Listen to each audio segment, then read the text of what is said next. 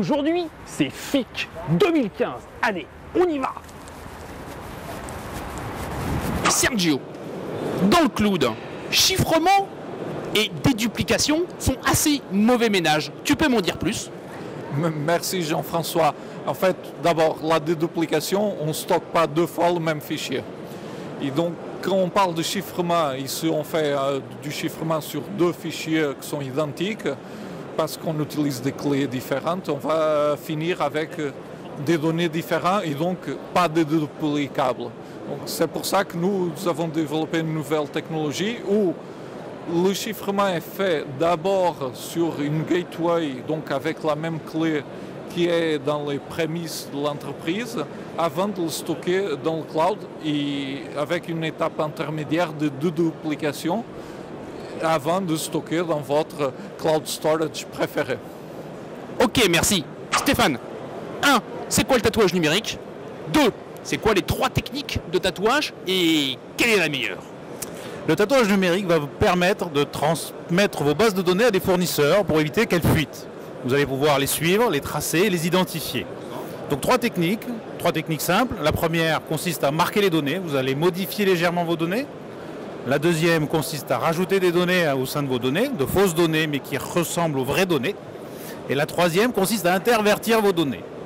Dans toutes ces 3 techniques, il y en a une qui est bien meilleure que les autres, c'est la modification des données elles-mêmes. Vous allez pouvoir comme ça, attaquer, si votre base est attaquée, de toute façon, elle sera suffisamment robuste pour pouvoir retrouver le fournisseur qui a fuité. Ok, merci. Avec plaisir. Emmanuel, petite tendance intéressante entre réseaux sociaux et déni de service. Tu peux m'en raconter un peu plus? Eh bien oui, ce qu'on a pu constater cette année, c'est que certaines attaques en déni de service venaient d'un peu de buzz fait sur les réseaux sociaux qui incitaient les utilisateurs à aller voir une vidéo sympa, par exemple, sur un site.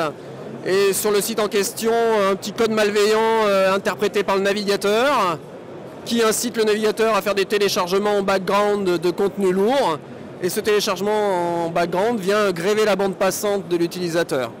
Alors, bon, c'est sympa en tant que particulier de subir ça, c'est pas très gênant, mais si vous avez tous vos utilisateurs entreprises qui le matin, en se connectant, vont aller voir la vidéo en question et derrière tout leur navigateur, à 9 h le matin, se mettent à télécharger un gros contenu lourd, et ben c'est toute votre bande passante internet qui est grévée et votre accès internet d'entreprise est down.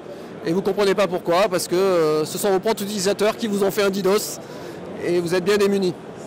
Donc oui, on peut tirer parti de l'utilisation des réseaux sociaux pour lancer des attaques DDoS en aveugle et donc avoir cet effet de buzz. Bon, c'est relativement aveugle, hein. Les attaquants ne savent pas qui vont attaquer, mais ils se font plaisir. Ok, merci.